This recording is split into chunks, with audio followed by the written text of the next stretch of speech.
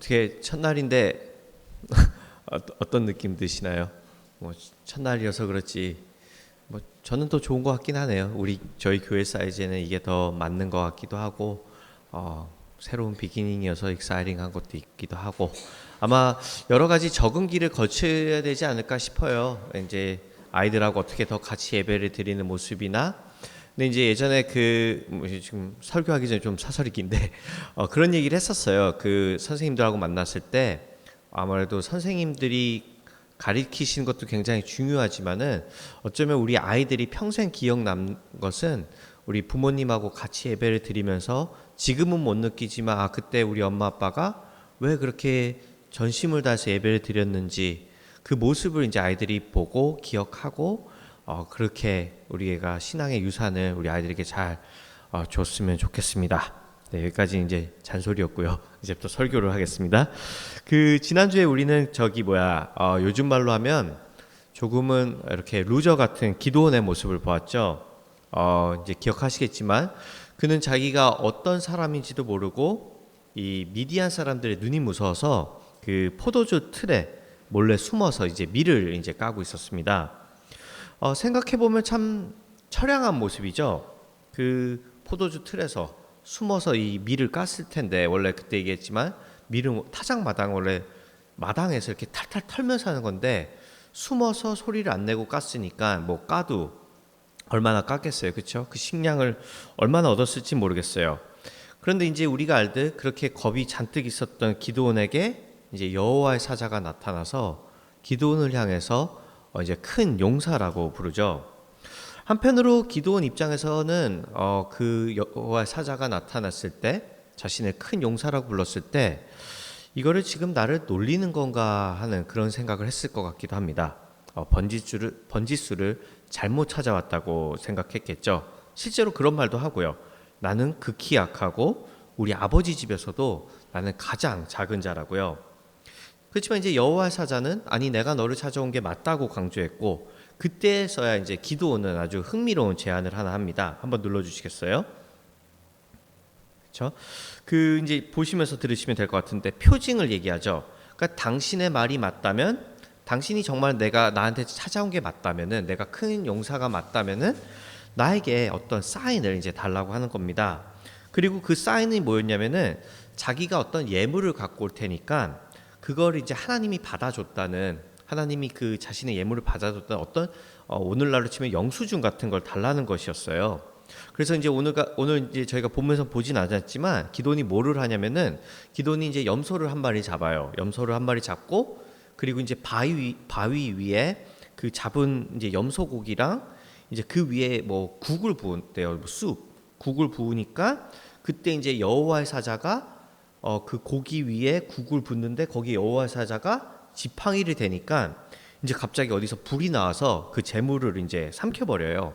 그러니까 굉장히 확실하고 또 화끈한 사인이죠. 하나님이 그래 봤지, 내가 불을 줘서 이걸 받았다는, 그 예물을 받았다는. 자, 근데 여기서 이제 기드온이 참 흥미로운 반응을 보입니다. 또 한번 눌러주시겠어요? 기드온이 그가 여호와의 사자인 줄 알고 이르되 슬프도소이다. 주 여호와여, 내가 여호와의 사자를 대면하여 보았나이다 하니. 어딘가 조금 이상하지 않으세요? 그러니까 자기가 보여달라 해서 지금 보여준 거잖아요, 그렇죠? 자기가 하나님이 받았다는 증거를 보여줘서 지금 하나님이 보여주었는데, 그럼 원래 기뻐해야 되잖아요. 진짜 하나님이 받아주셨다, 기뻐해야 되는데 그는 도리어 슬프다 하죠. 그리고 그 이유는 자기가 여호와의 사자를 이제 받기 때문이라는 것입니다. 대면했기 때문이라는 것이에요. 왜냐하면 당시 사람들은 여호와의 사자를 보면 죽는다 생각했었거든요. 그런데 뭔가 조금 더 이상하지 않으세요? 왜냐하면 그는 아까부터 이미 여호와의 사자를 대면하고 있었기 때문이죠. 지금 여호와의 사자를 본 게 아니에요. 큰 용사를 부를 때부터 여호와의 사자를 보고 있었어요. 근데 그때는 이제 아무 말도 안 하다가 이제 와서 이제 난리를 치는 겁니다. 그러니까 다른 말로 하면 그는 지금까지 자기가 봤던 그 여호와의 사자를 여호와의 사자로 진짜 믿지 않았다는 거예요. 그거 말고는 해석이 안 되죠. 그때는 그냥 별 볼 일 없는 사람인 줄 아는데 진짜 기적을 보여주니까 이제서야 그게 하나님이었구나 하고 깨닫는 거예요. 그러니까 대답은 다 하고 했는데 이 속으로는 믿지 않았던 것이죠. 그러니까 이건 마치 우리가 기도를 했는데 우리가 기도를 했는데 진짜 응답이 되니까 기도 응답이 돼서 기쁜 게 아니라 도리어 하나님 진짜 살아계셨네 하고 무서워하는 거예요. 좀 아드한 거죠. 그러니까 여지껏 하나님이 없이 살았던 게 이제부터 찔린 거예요. 그러니까 기도원과 그때 당시 사람들은 그 당시에 그만큼 하나님과 멀리 떨어져 있었다는 거죠. 하나님이 오면은 기쁜 게 아니라 무섭고 진짜 살아계신 거에 두려울 만큼이요. 그렇지만 이제 사람은 쉽게 변하지 않는다고 이제 이후에도 이 기드온의 이 의심병은 이제 계속됩니다. 그래서 이제 막 그런 거를 해요. 혹시 들어보셨나요? 주일학교 때? 주일학교 때 많이 했던 얘기인데 막 기드온이 이제 의심이 가니까 하나님한테 제안을 해요. 제가 양털 뭉치를 하나 두고 잘 테니까 아침에 일어나면은 이슬이 양털만 적셔 있고 땅은 마르게 해달라고요. 이해되시죠? 아침에 이슬이 오면은 그러니까 양털은 젖어 있고 땅은 마르게 하면 자기가 믿겠다는 거예요. 그래서 그렇게 하나님이 해주시는데 이 의심병이 있으니까 그 다음 날은 또 반대로 해달라 그래요. 다음 날에는 그럼 양털만 묻었나 보다 이렇게 생각했나 봐요. 다음 날은 그럼 양털은 말라 있고 땅만 젖어 있게 해달라고. 근데 또 하나님이 그렇게 해주십니다. 그러니까 그리고 그걸 다 들어주신 후에야 그는 이제 비로소 어쩌면 억지로 끌려가는 마음으로 이 전쟁에 이제 나갑니다. 전쟁에 이제 나가요. 근데 여기서 이제 잠깐 우리가 좀 뭔가를 짚고 넘어가자면 우리는 이 기도원의 모습을 어떻게 봐야 될까요? 어떻게 생각하세요? 이거는 믿음일까요? 하나님의 뜻을 진짜 따르려고 하는? 저도 예전에 그런 생각을 해본 적이 있었습니다. 아니 실제로 요즘에도 그래요. 예컨대 우리가 오늘 이 KCS 건물에 들어갔잖아요. 그러니까 수많은 언노운이 있었어요. 그러니까 그런 생각이 들어요. 하나님이 KCS 건물에 들어가는 거를 찬성하는 뭔가 사인을 줬으면 좋겠다. 제 마음속엔 그래요. 뭔가 여기 들어가면 대박 터진다. 뭐 어쨌든 만약에 그런 사인을 우리가 만약 받았다고 치면은 막 받았어요. 우리 교우들이 다 꿈을 꿨어요. KCS 꿈을. 그러면 우리 마음이 지금 좀 더 편하지 않을까요? 아 여기 오니까 잘 된 거다. 여기 오니까 된 거다. 여러분들은 어떠신가요? 여러분들 역시 어떤 큰 결정에 앞서서 여러분들이 이사를 갈지 말지, 직장을 바꿀지 말지, 어느 대학을 갈지, 더 나아가서 이 사람과 결혼을 해야 될지 말지, 이런 우리의 인생의 끊임없는 선택의 길에서 하나님이 확실하게 그건 내 뜻이야. 양털 마르게 해줄게. 그렇게 한다면 좋지 않을까요? 우리 늘 그렇게 배워왔잖아요. 섣불리 행동하지 말고 하나님께 꼭 물어보라고요. 한편으로 이건 대단한 믿음인 것처럼 보일 수 있겠지만 실제로 이것은 그 불신앙의 다른 모습이 아닐까라는 생각이 듭니다. 왜냐하면 곰곰이 생각해 보면은 우리가 그런 사인을 원하는 우리 마음속에 진정한 깊은 우리의 욕망은 우리가 잘못된 선택을 해서 망하지 않기 위함이죠. 그러니까 이게 하나님을 위하기보다는 그 하나님을 이용해서 나에게 가장 좋은 선택을 하려는 쉽게 말하면 우리의 꼼수입니다. 물론 우리는 여기서 그렇게 질문할 수도 있겠죠. 기도원을 보라고요. 기도원은 그렇게 하지 않았냐고. 그런데 이거는 잘 생각해 보시면 하나님이 기도원에게 먼저 다가간 거죠. 하나님이 기도원에게 뭐를 하라고 했는데 기도원이 망설이니까 그제서야 이제 사인을 주신 거였죠. 그 반대가 아니었어요. 우리가 뭘 하고 싶어서 사인을 달라고 한 게 아니라 기도원 같은 케이스는 하나님이 먼저 다가가셨고 기도원이 그걸 자꾸 의심하니까 기도원의 상태가 너무 좀 안 좋으니까 하나님과 기도원과 그때 그 당시를 위해서 특별히 하신 일이고요. 그러니까 결론적으로 지금 성경 저자가 하고 싶은 메시지는 기도원처럼 하라는 게 아니라 오히려 이렇게 하지 말라는 것으로 이제 저는 생각이 듭니다. 그래서 이제 다시 이제 좀 본점으로 돌아와서요. 이제 조금 더 이야기를 패스트 포워드 해보자면 이제 이 사인을 보고 이제 전쟁에 나간 이제 기도는 승리를 하기 시작합니다. 그것이 바로 그 유명한 그 300명 용사의 이야기죠. 무려 그 13만 5천의 대군을 그 이긴 사건 말입니다. 그러니까 이 루저 같은 기도원을 진짜 하나님이 큰 용사로 이제 만드신 거예요. 근데 이제 300명의 용사니까 제가 떠올랐던 제 추억이 하나 있는데 그 제가 이전에 다니던 교회에 그런 일이 있었어요. 이건 이제 100% 실화이고 여기 이제 증인도 계세요. 저랑 같이 봤거든요. 그러니까 그 다니던 교회에서 담임 목사님이 이제 여러 가지 문제로 이제 나가시게 됐어요. 근데 나가시게 됐는데 그때 당시 이제 그 목사님을 굉장히 좋아하던 매니아층들이 있었어요. 그러니까 이제 그 목사님이 마지막 나가시는 날이 되니까 교회가 난리가 난 거예요. 그 교회 그 목사님을 좋아하시는 분들이 우리 목사님 못 나간다고. 그리고 그때 이제 그분들이 했던 말이 제 뇌리에 꽂혔던 말이 뭐였냐면은 이제 자기들이 용감한 기도원의 300용사라는 거예요. 자기네들이 끝까지 남아서 저 나쁜 사람들을 물리치고 승리할 거니까. 그러니까 지금 돌아보니까 그분들이 나쁜 분도 아니고 그분들이 나쁜 뜻으로 그랬던 건 아닌데 그 이분들이 이 기도원의 얘기의 그 포인트는 좀 잘못 잡으셨다는 생각이 듭니다. 왜냐하면 지금 이 300용사의 포인트는 용감한 300용사가 되라는 얘기가 아니에요. 그러니까 여러분들과 저를 향해서 봤지 300명의 용사, 용감해야지 300명이 된다는 그런 얘기를 하는 게 아니고요. 왜냐하면 잘 생각해 보시면 얼마나 용감해야지 300명이 13만 5천을 이기겠어요. 이거 자체가 말이 안 되는 거잖아요. 그리고 아마 또 들어보시겠지만 이 300명 용사 이야기를 보면은 이들이 용감하게 한 거는 그 나팔을 불고 항아리를 부순 것밖에 없어요. 그러니까 이제 나팔 불고 항아리 부니까 미디안 그 군인들이 자기들끼리 놀래갖고 자기들끼리 죽이는 거거든요. 근데 이것도 실은 말은 안 되죠. 아무리 혼란스럽다고 해도 아무리 뭐 깽가리 치고 나팔 불어서 혼란스럽다고 해도 13만 5천이 어떻게 서로를 계속해서 끝까지 죽이겠어요. 그러니까 포인트는 이거는 용맹이나 무슨 전술을 얘기하는 게 아니라 그냥 하나님이 하셨다는 것을 아무도 부인 못하게 이 승리를 그 누구도 교만하게 나의 승리라고 못하게끔 하나님이 그렇게 하신 것이죠. 자, 그렇다면 기도는 이 승리에 그럼 어떻게 반응을 했을까요? 그래서 이제 제가 오늘 정말 다루고 싶은 거는 이 기도원의 반응을 담은 이 8장 말씀을 나누고 싶은 건데요. 그 많은 학자들은 이 사사기 8장을 가리켜서 이 교만의 교과서라고 가리킵니다. 그러니까 텍스북. 만약 당신이 교만을 알고 싶은가? 그럼 사사기 8장을 보라고 해요. 그래서 이제 이 본문을 이제 다시 보시면요. 또 한번 눌러주세요. 에브라함 사람들이 기드온에게 이르되, 아까 이제 우리 진아 간사님이 잘 읽어주셨는데요. 이 에브라함 사람들이 와서 기드온에게 따집니다. 따지죠. 우리를 부르지 아니하였으니라고요. 그러니까 왜 미디안하고 싸울 때 우리를 빼고 싸웠냐는 거예요. 왜 우리를 빼고 싸웠냐? 근데 이게 웃긴 게요. 실제 기드온은 이들을 불렀습니다. 7장에 보면 기드온이 불러요. 같이 싸우자고. 우리가 지금 내가 미디안하고 싸우고 가는데 에브라임 지파한테 나랑 같이 가서 싸우자고 해요. 하지만 그때는 이제 너무 말이 안 되는 싸움이잖아요. 그러니까 그때는 이제 에브라임 사람들이 반응을 안 했어요. 싸우러 가지 않았단 말이에요.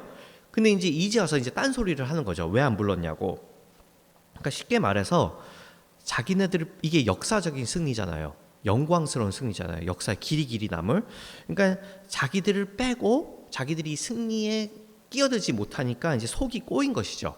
그러니까 뭐 오늘날로 치면은 좀 웃긴 예지만 우리 교인들이 다 로또를 하기로 했어요. 근데 제가 그거 어떻게 되겠냐, 그 돈 낭비도 하고 제가 안 했는데 우리 교인들이 로또가 된 거니까 제가 속이 꼬인 거예요. 뭐 이렇게 비슷한 거죠. 그러니까 잠을 못 자는 그런 상황이에요. 그러니까 그들은 지금 그래서 이제 억지로 땡깡을 부리는 것이고, 그럼 원래 그러면 야 왜 이제 와서 딴소리 하냐 이렇게 나가야 되는데, 이제 보시듯이 기드온은 이들을 달래주죠. 너희들은 그래도 끝에 너희가 그들의 장군을 잡지 않았냐, 오렙과 스렙을 죽이지 않았냐. 그러니까 실은 너희들이 최고다 하면서 이제 그들의 기분을 이제 풀어줍니다. 그들의 기분을 풀어줘요. 형님들이 제일 멋진 사람들을 잡았어요. 그러니까 기드온의 마음이 참 넓은 것이죠. 어떻게 보면 정치적으로도 참 현명해 보이고요. 그런데 과연 그랬을까요? 이제 그 후의 이야기는 이러합니다. 또 한번 눌러주세요. 이제 그 후의 얘기가 나와요. 지금 이거는 이제 무슨 얘기냐면, 이제 그 전쟁 중에서 미디안들이 졌는데 왕들이 이제 도망을 갔던 거예요. 그리고 이제 기드온의 군대가 왕들은 못 잡았어요. 그래서 이제 왕들을 쫓아가는데 이제 피곤하니까, 계속해서 전쟁하고 왕들을 쫓아가는데 피곤하니까 이 숫곳이라는 동네에 가서 우리한테 먹을 것을 좀 달라고 이야기를 합니다. 그런데 이제 숫곳 사람들이 그러는 겁니다. 너네가 아직 그 미디안의 왕 세바와 살문나를 못 잡았는데 우리가 너희에게 어떻게 떡을 주겠냐고. 그러니까 이제 그 숫곳 사람들의 생각은 이거죠. 아직 왕이 잡히지 않았으니까 전쟁이 끝나지 않은 거예요. 그러니까 너네가 왕을 못 잡았다.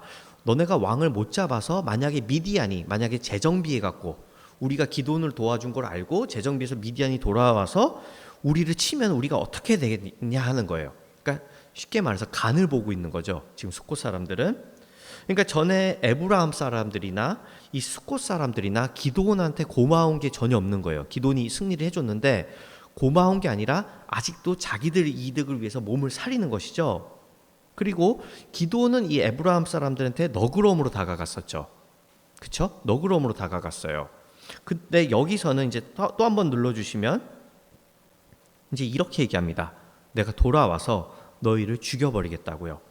그러니까 그냥 죽이는 것도 아니고 되게 화가 많이 났던 것 같아요. 살을 찢어버린대요. 무서운 사람이었나 봐요. 그러니까 왜 비슷한 상황에서 기드온이 이렇게 다르게 행동했을까요?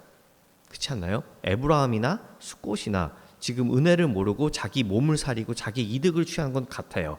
근데 에브라함 사람들한테는 기분을 풀어줬고 숫곳 사람들한테는 죽여버린다고 하고 있습니다. 이유는 단순하죠. 에브라함 사람들은 그때 그 집안에서 가장 힘이 센 지파였어요. 센 집안이었고 숫곳 사람들은 별 볼 일 없는 사람들이었던 것입니다. 그러니까 강자한테는 한없이 약하고 이 약자한테는 지금 기드온은 어떻게 보면 갑질을 하는 것이죠. 물론 그는 여기서 여호와께서 세바나와 살문나를 넘겨주신다면서 막 하나님을 의지하는 척하지만 실제로 기드온이 이 승리를 하나님이 주셨다고 생각하면 진짜 이렇게 잔인하게 반응할 수 있었을까요? 지금 기드온의 반응은 딱 이겁니다. 지금 숫곳 너네가 날 무시해? 내가 지금 못 잡을 것 같아 이 왕들을? 내가 지금 어떤 승리를 하고 왔는데 너네 두고 보자. 내가 그 왕들 잡아오면은 너네부터 내가 죽인다라고 하는 것이고 실제로 그는 또 한번 눌러주시면 정말 그렇게 합니다. 정말 그렇게 해요. 자기가 뱉은 대로 죽여요. 그래서 여기서 이제 이 구절들을 잘 보시면 이 기드온의 심리 상태가 굉장히 나오는데 하는 말을 보시면 이러죠. 너희가 나를 희롱했다 하고 우리가 어찌 사람들에게 떡을 주겠냐 이런 말을 숫곳 사람들이 했다는 거예요. 그러니까 기드온의 포인트는 이거예요. 너희가 그때 나 놀렸어. 너희가 그때 나 우습게 봤거든? 이런 식으로요. 그런데 아까도 보셨지만 숫곳 사람들은 그런 말을 한 적이 없어요. 희롱하지 않았고 피곤한 너희한테 뭐 이런 말을 한 적이 없어요. 근데 이제 드라마에서도 보면은 이 교만한 사람들 나오면은 이제 막 별것도 아닌 것 같고 되게 오버하잖아요. 교만한 사람들 나오면은 자기한테 조금만 건드리면은 너가 나를 우습게 봤어. 너가 나를 보던 눈빛이 아까 나를 깔보는 눈빛이었어. 막 이러면서 막 이 버러지 같은 놈이 어디서 감히 막 이렇게 하는 것처럼 기드온이 작은 딱 이러는 겁니다. 그러니까 힘이 센 에브라함한테는 한마디도 못하다가 약한 자한테는 지금 굉장한 복수심으로 다가가는 거죠. 자, 근데 이제 물론 이 부분에서 제가 이제 이 주석들을 보니까 어떤 분들이 이걸 이렇게 해석하기도 하더라고요. 이건 기드온이 교만한 게 아니라 너무 잘한 것이라고요. 그러니까 이 숫곳 사람들이 이 하나님의 뜻대로 안 하고, 그러니까 하나님의 뜻은 그 미디안의 왕을 잡는 거고 기드온을 돕는 건데 이 숫곳 사람들이 이 간을 보다가 결국 하나님 편을 안 들은 그 마땅한 심판을 받는 것이라고요. 그렇게 해석도 하더라고요. 그래서 뭐 그렇게 볼 수도 있을 수도 있겠지만 저는 이 8장의 이 전체적인 맥락에서 보았을 때 아무리 봐도 이 기드온은 정말 100% 교만했던 것으로 보여집니다. 우선 아까 그 5절에 보면 기드온이 아까 그런 얘기를 했거든요. 제가 5절을 잠깐 읽어드릴게요. 그가 숫곳 사람들에게 이르되 나를 따르는 백성이 피곤하니, 그러니까 나를 따르는 백성이 피곤하니라는 말을 했는데요.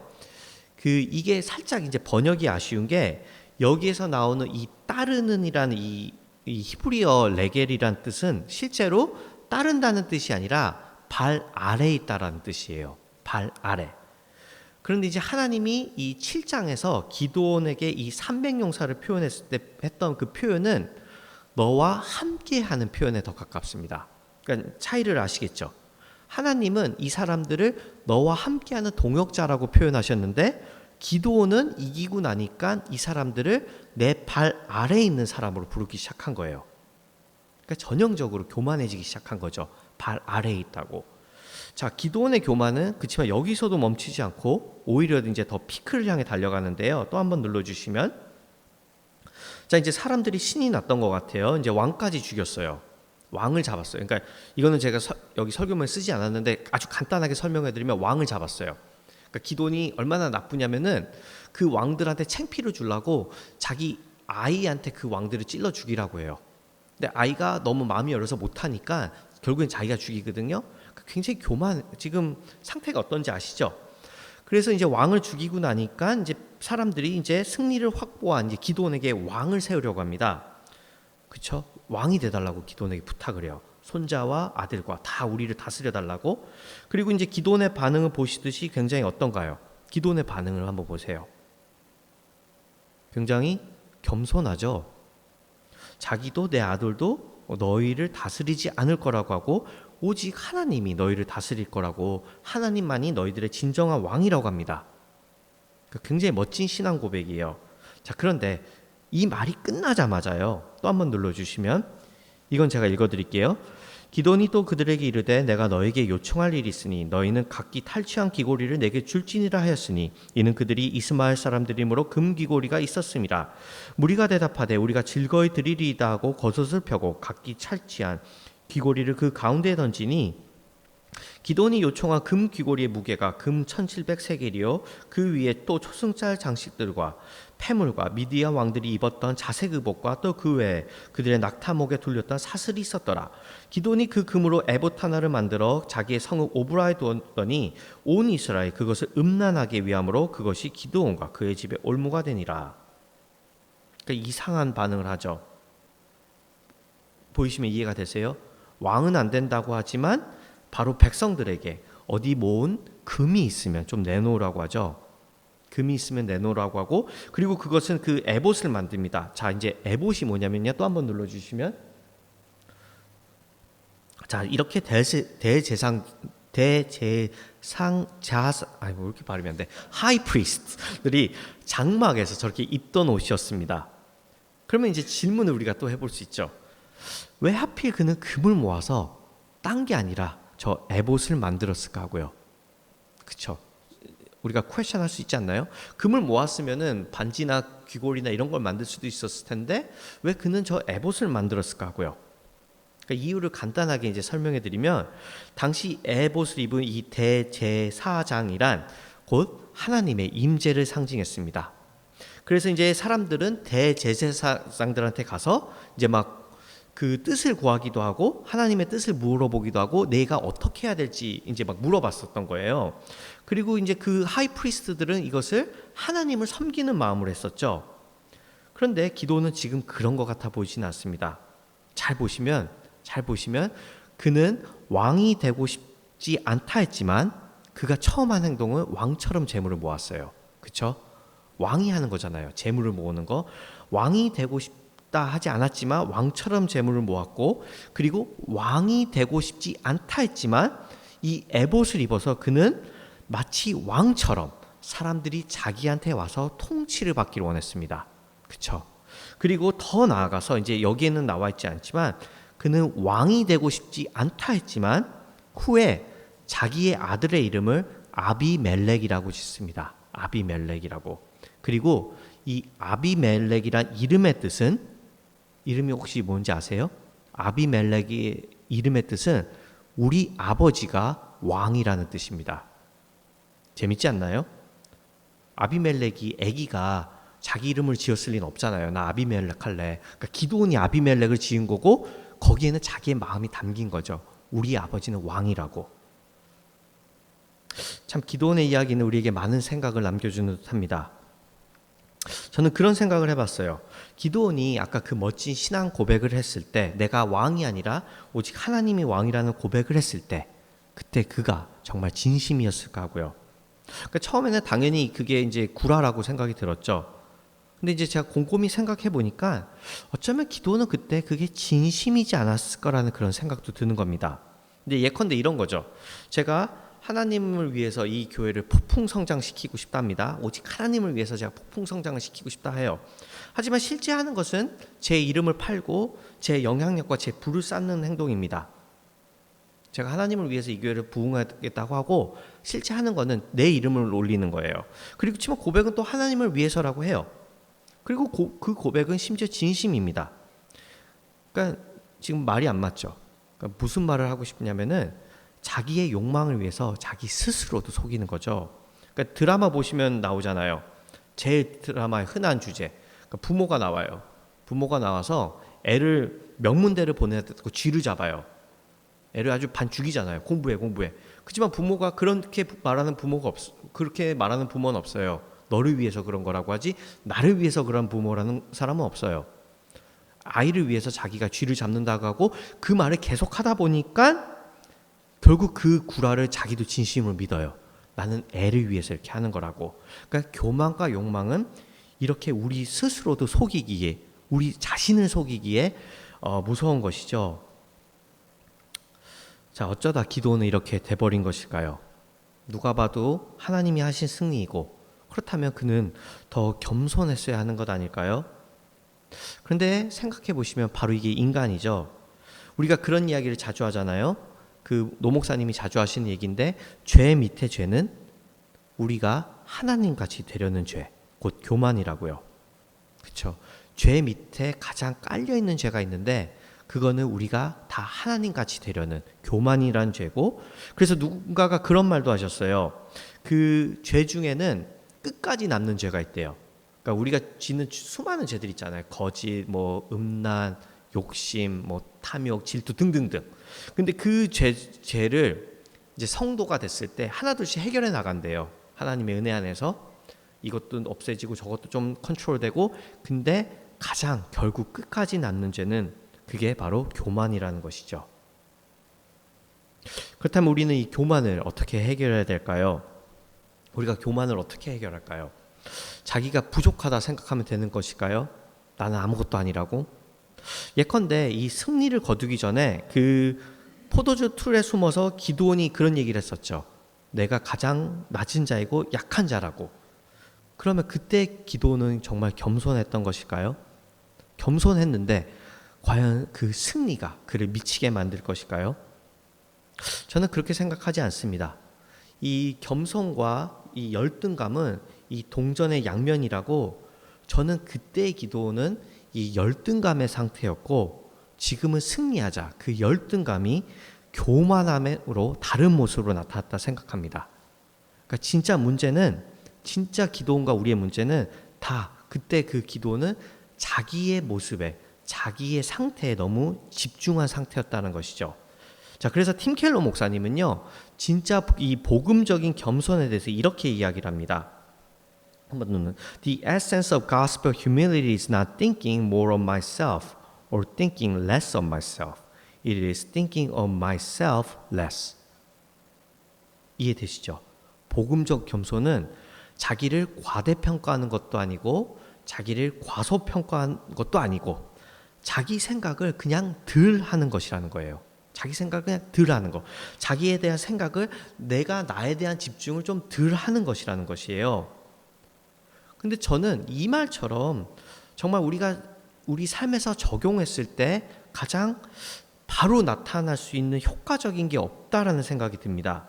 그러니까 성도님들도 그런 적 있으시지 않으신가요? 그러니까 내가 나에게 너무 집중했을 때를 생각해 보세요. 나의 상태, 나의 마음, 내가 무엇이 돼야 될지, 남이 나를 어떻게 생각할지, 내가 나에게 너무 집중했을 때, 그럴 때 행복하셨나요? 아니면 지옥을 경험하셨나요? 만일 행여라도 우리가 나에게 집중했을 때, 내 상태, 내가 어떤 사람인지에 대해서 너무 집중했을 때 행복했다면은 그건 진짜 행복이 아니라 그런 어떤 일시적인 상황이나 그런 승리에 대한 그 우월감일 수도 있겠죠. 우월하니까 행복하다고 착각하는 것이고요. 기드온처럼 말이에요. 기드온은 행복하지 않았단 말이에요. 그러니까 오늘 기드온의 모습에서 보셨듯이 그는 잠시 우월은 했어요. 승리를 통해서. 그렇지만 그는 결코 평안하지 않았죠. 그는 쉽게 예민하고 쉽게 자기보다 약자에게 함부로 대했고, 그래서 복수했고 무시했고, 승리는 했지만 그는 그 자기 자신에게 너무 도취한 나머지 그 우월감과 열등감의 그 롤러코스터를 타면서 사실은 어떤 지옥을 살고 있지 않았나 싶습니다. 결국엔 자기 스스로도 속이면서 말이죠.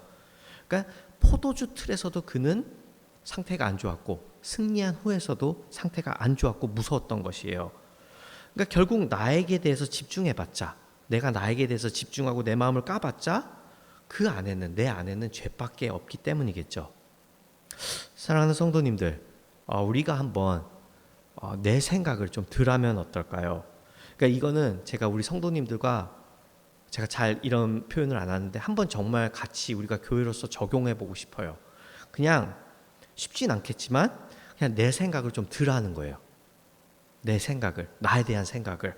그리고 이거는 제가 생각 없는 바보가 되자고 하는 것도 아니고 어떤 마음 비움 연습 같은 어떤 동양 철학을 배우자는 것도 아닙니다.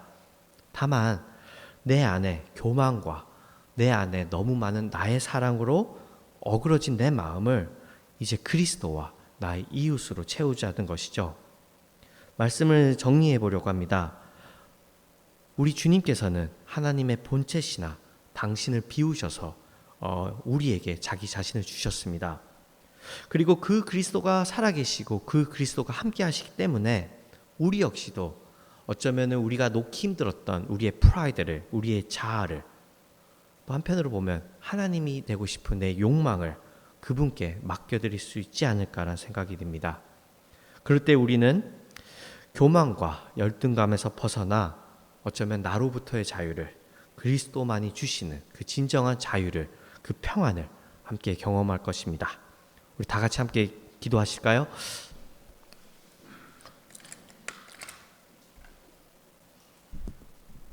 우리 이 시간 기도할 때 우리 같이 나눈 말씀 한번 생각해 보면서 기도했으면 좋겠습니다. 우리 안에 있는 교만을, 우리 안에 어쩌면은 그 사단은 우리에게 계속 너에게 집중하라고 하는 것 같아요.